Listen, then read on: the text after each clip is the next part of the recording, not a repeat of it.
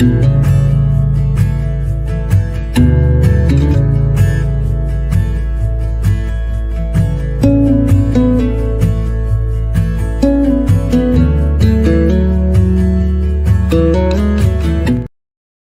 everyone, welcome back to She Fur Podcast. I'm your host, Brooke Wright, and today's guest is Candace. Hi, Candace. Hi, Brooke. How are you? Great. Thank you so much for being a guest again. Thank you. I'm excited to be here. Yeah, I wanted to talk about your last two books. I remember that we talked about the first four books. Now we're going to talk about the last two books. Yeah, so we talked about the first book and now book 2 and 3, and then there's 2 more to come. So it's 5-parter. Oh, okay. Okay. So Yeah. how did writing Beautifully work different from your earlier books in the series? Yeah, so the book, this particular book is Hello, I'm Here. It's number 3, and the next one is Beautifully Warped, and I can't wait to. I've been starting to write that already, and I'm just so excited. But anywho, we'll save that one. The Hello, I'm Here. The difference for me with this book, it was. A lot of it takes place in the Middle East. And in the Middle East, traveling as a woman, it's not easy. And it's taxing, it's tiring. And in order to give the reader the experience, but not just so much that you're just like turned off from reading it. So I think for me it was finding that balance in the story.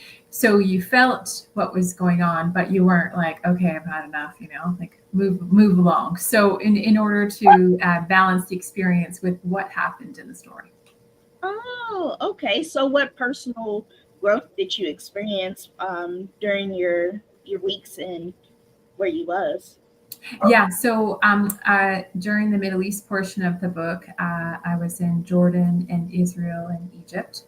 And to be honest, I showed up, I was in Amsterdam staying with a friend, and it was really cushy, and I had like a nice duvet, and it was all really nice. And then I got on this plane and showed up in Amman, and, late at night, and took the bus from the airport into like downtown Amman Wednesday night, quite late. And I was just like, it was just whoa, so different than anything I'd ever experienced. The heat, the noise, the smells, the language, just the sort of intensity of the feelings. And I I just wasn't mentally prepared for it, or really, I don't think I was. Yeah, I just wasn't ready for it. And in terms of the growth, by the end of it, it was just really appreciating, being present and being there, and just appreciating that.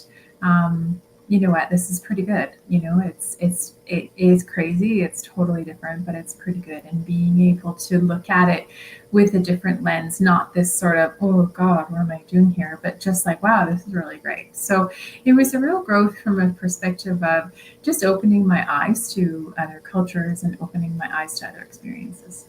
Oh, so the heat is different over there versus here? Oh yeah. So I grew up in Montreal on the East Coast, and it's hot, but it's like humid. Like at night, you sit there and you're like sweat. Like you could be wearing your tank top, and then you still wear your tank top. Like it's just doesn't go away. The humidity just sits on you.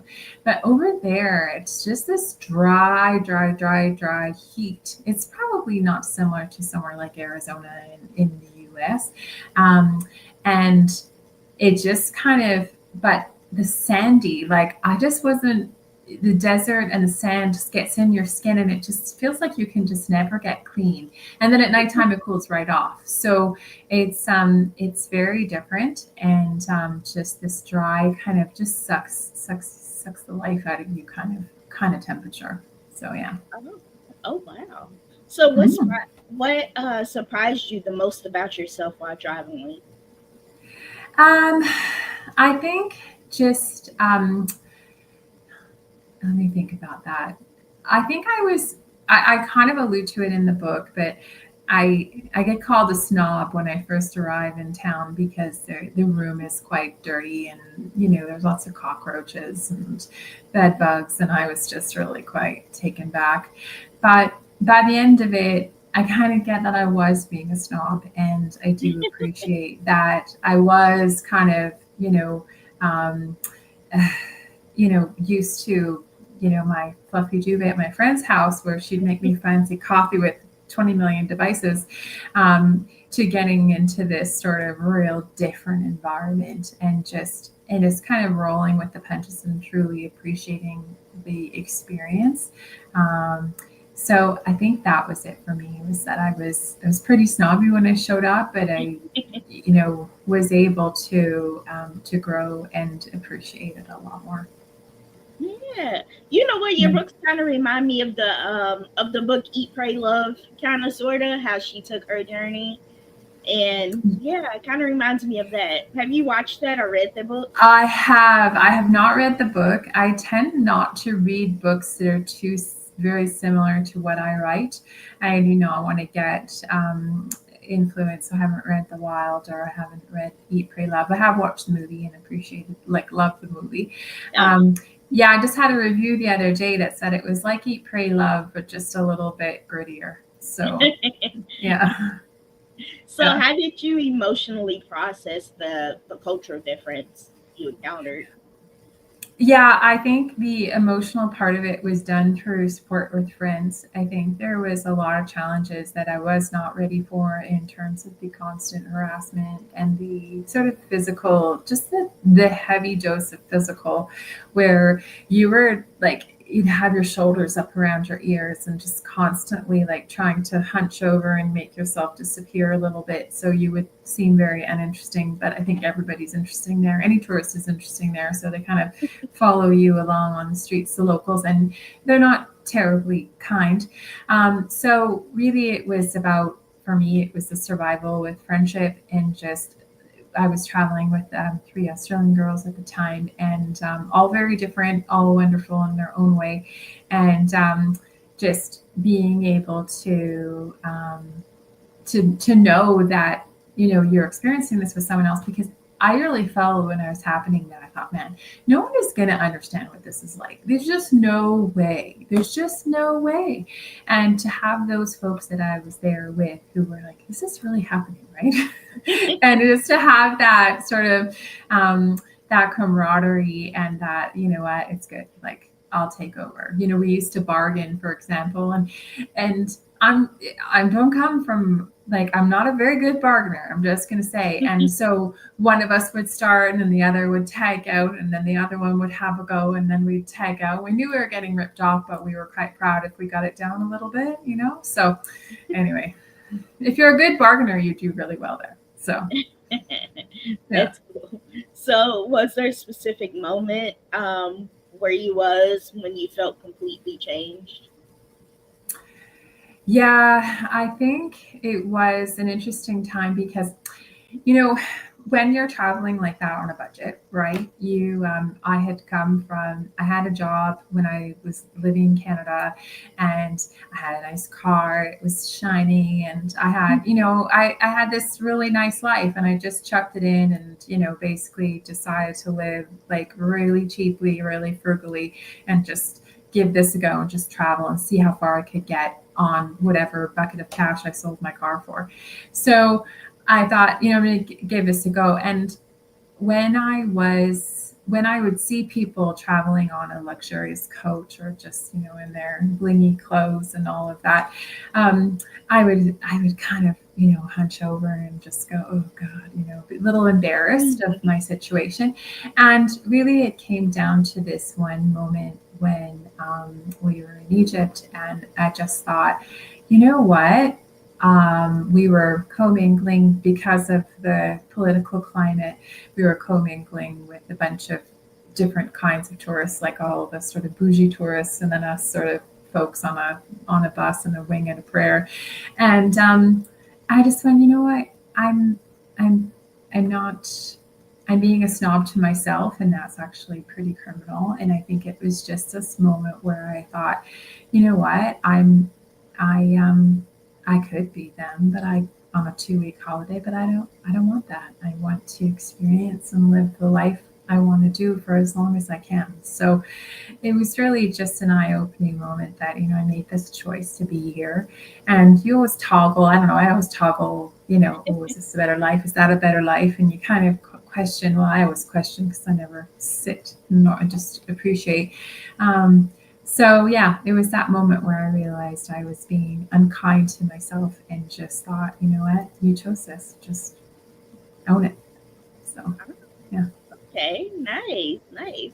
So in landing place, how did you feel to return to Australia after such a long journey?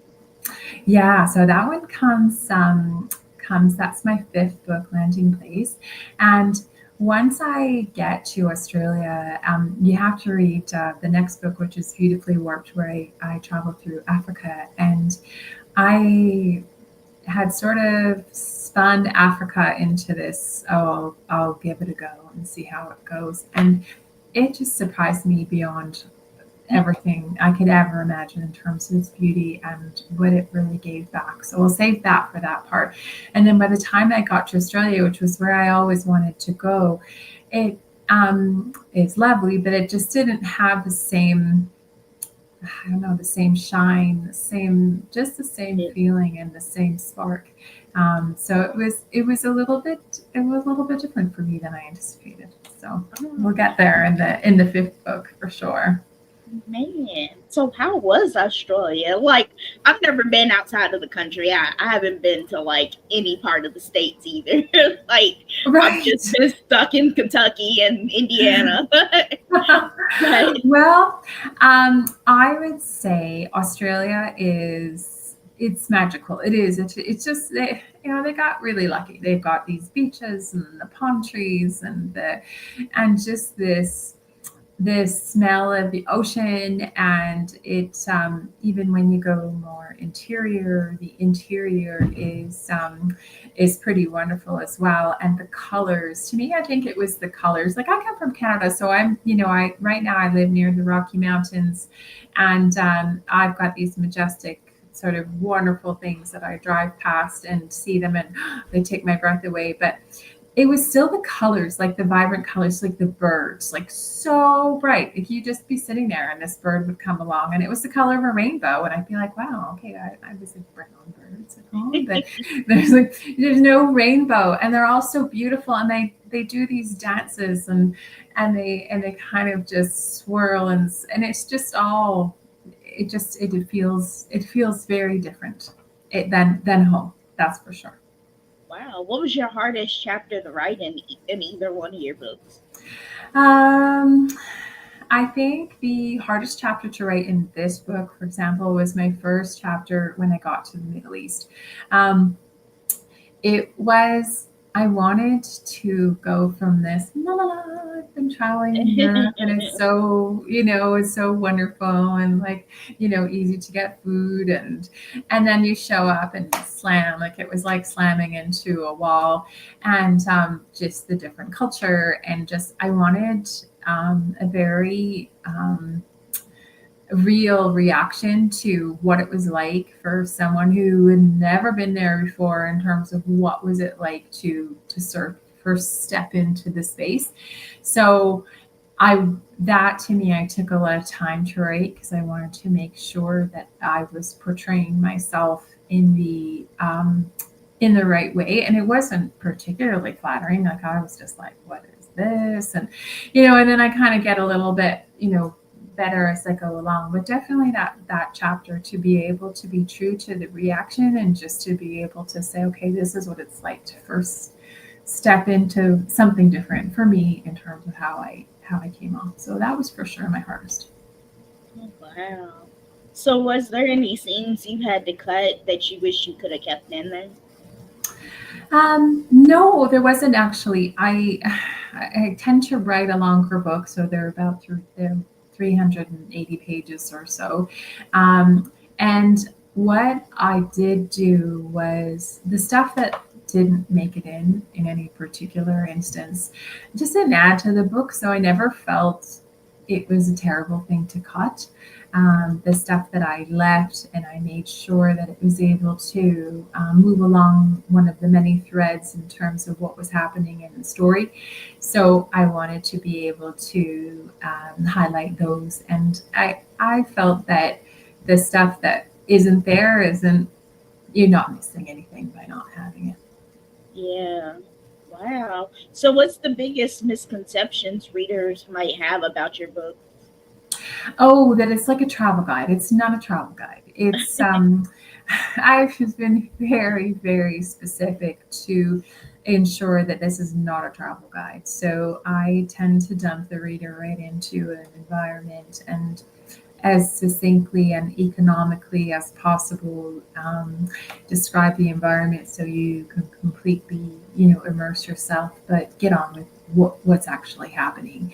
So it's not a travel guide or ooh, this is the places I went to around the world. It's a story, and you're going to get hooked, and you're going to read it and go, okay, yeah, I'm enjoying this trip. And it's a visit to a new place, and it's funny. It's sad. It's funny. It's all the good stuff. So, did writing these books change how you remember the events, or did you remember everything? Yeah, well, I had journals, so I journaled along the way, and but the journals are just, um, you know, itineraries or just sort of a regurgitation of what happened in our story. So yes, actually digging out the story definitely um, changed my perception of the trip, and I learned even more about myself through the writing journey, in terms of how much, because you're going through so much and so much is happening in a day, Yeah. that it's hard to really understand at the moment how much it's impacting you. But when I look back and go, wow, yeah, all of this changed me for these reasons. So yeah, I got a whole new take on it when writing this for sure. Okay. So, this is a question outside the questions I've listed, but I remember last time we talked, did you travel by yourself or did you travel with friends? Yeah, so the big plan was to travel by myself, and I did it for a little bit, but you meet people, and I ended up traveling with three Australians that I had met in London, and thank gosh for that because the Middle East would have been very tricky to be on my own. And then, for example, the next book. I'm on my own, but I say on my own in quotes because I'm on an overland camping trip with 25 other people who I don't know. So, do you consider that traveling on your own or not? Well, I kind of look at it, I ask myself the question of if something happened to me and I had to go to the hospital, would I have someone with me? And the answer would be no, because none of those people would say, oh, I'll stop my trip and stay with you. They would have just gone on. Yeah. So I think of it as how much do I have to look after myself? Although there's other people present, I'm very much responsible for my own safety and getting myself, whatever I need. Oh wow. Oh wow. There was 25 other people. Yeah, yeah, just complete strangers. So it's a very interesting social experiment, and I think someone with a background in whatever that is, they would be. I don't think it's humanities, but whatever it is, they would be very interested in studying this kind of putting these people in this hotbed environment and just putting them through and seeing what rolls out, and it's going to be a good ride, that's for sure. Wow. Wow. So Yeah. did you find anyone special? Like, this is a question outside the question too. Did you like find anybody special that you brought home with you, or did you meet anyone or anything? Yeah, I met a couple of people actually, and the one person who kind of weaves through the first three books, um, he's a guy from Colorado, and yeah, he plays a pretty big part. And then there's other people that you will meet as well in the next the books to come. Yeah. Oh, okay. Okay, nice. And this is your true life story, right? This really did happen to you. Yes, all of this did happen for better or for worse. And, some people just look at me and go, okay.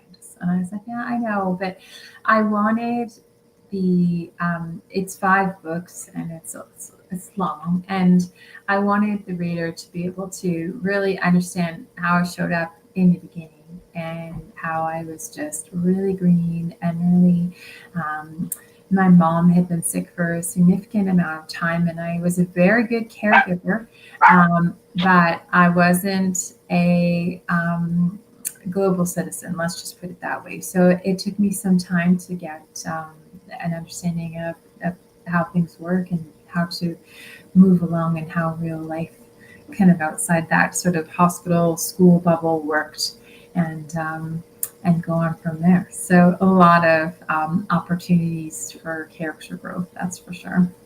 Nice, nice. Sorry for my dog barking. They're like Oh fireworks. They're like no, fireworks, no. so she's freaking out.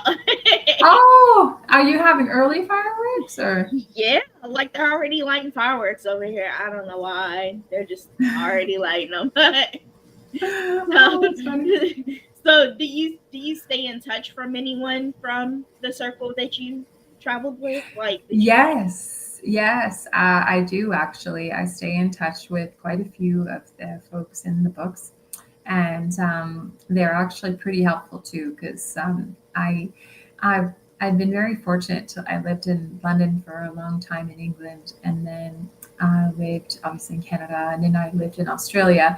So I can't remember which words are from where, and is it dodgy or sketchy? Like who says which word? And so I'm constantly texting my friend, and one friend in Australia. I was making a reference to Benny Hill, the TV show. We used to get that when I was younger, and I'm texting my friend. Did you get Benny Hill in Australia? Oh yeah, we did. Okay, good. Okay, thanks. And, I was trying to get an expression like. I don't know if you say this, but I used to say, well, last one in is a dirty, rotten egg. You have to jump Yeah. into the pool or whatever. And I thought, oh, do they say that in Australia? Do you say? And yes, we do. So, so I'm trying to, or names, or, just like you wouldn't call someone Gary in Australia. They would be Gaz. Like nobody would believe you if you said you had an Australian character named Gary. Everyone would be like, there's nobody in Australia whose name is Gary that gets called Gary. It's Gaz, it's Gaza, Gaz, yeah. So it'll be one of those, but it would never be Gary, for example. So you just have to, everyone has to have like a handle on their name. So just making sure that the references are keen. So yes, I do keep in touch, and they do help me a lot with ensuring that I'm representing everyone correctly. Nice, nice. So this is a question outside of the questions, Mhm. but do you like? Okay, so I did have a question outside of the questions, but I forgot Mhm. this question. Um, so which cultural experience moved you the most? Mm. Well, I'm going to go with what comes to mind first. When I was in Israel, Oh, we visited the Dome of the Rock, and that was a very beautiful building that normally I would never get to see. I was only allowed in for a few minutes, but it was just I can't even. I've described it in book 3, and it's just the beauty of the ceiling and the shimmering and just the carpets and even the pillars, and it's just an amazing place, and just Israel in general, and just experiencing the clash of different differences and all of the sort of real like mishmash of different folks and different religions and different experiences you can have in such a short, like such a small, amount of space. So yeah, probably Jerusalem. Yeah. Yeah, Okay. Man, it sounds so yeah. fun. Like it's interesting hearing your life story of you traveling and stuff. Like it sounds so fun. I would want to do it one day. So, when do your other two books come out? Yeah, so the next book, which is beautifully worked, which is the African Safari with the 25 strangers, that one will be out probably like first quarter next year, and then the next one will be another year or so after that. So I'm not rushing through them. I really want to make sure that I am doing justice to the story. So I take my time. Oops, sorry about that. It's like It's okay. my leg hit the table. Making sure that I'm doing justice to the story and not, I don't know about you, but I don't want to read a book with too many words or all the Yeah. same words or filler words. I spend a lot of time editing. I'm a real editor. Like I don't like it, but it's almost like a stubborn sort of um, game that I play with myself where I'm trying to just make sure that I have as minimal amount of words, as economical as I can be, that there's not a lot of content there, so folks can just Yeah. have a nice sort of smooth ride when you read. Yeah. Yeah. Okay. Okay. So my last and final question is, where can my listeners find your books? And are they on audiobook yet? So I can read Oh, them? I know. You sound like my husband. He would love an audiobook. No, they're not on audiobook, but they are on Kindle Unlimited. So if you're not sure and you just want to give it a go, they're available for that perspective. They're on Amazon, and also you can. Sometimes it's easy. It's not as easy to sort of find them on Amazon, and I have links on my website where you can go in and get them. And if you are a Kindle Unlimited reader, they're just there for you to try and enjoy. Okay. All right. I want to thank you so much, Candace, for being a guest on my podcast and telling us about your books. Well, thank you for having me. It was great. You have a great day. You too. Thanks. Bye now. Hey everyone, I want to thank you all so much for listening to my podcast interview with Candace. Definitely go check out her books. I know I will. I love traveling if I had money. But yeah, go check out her books and see you next time.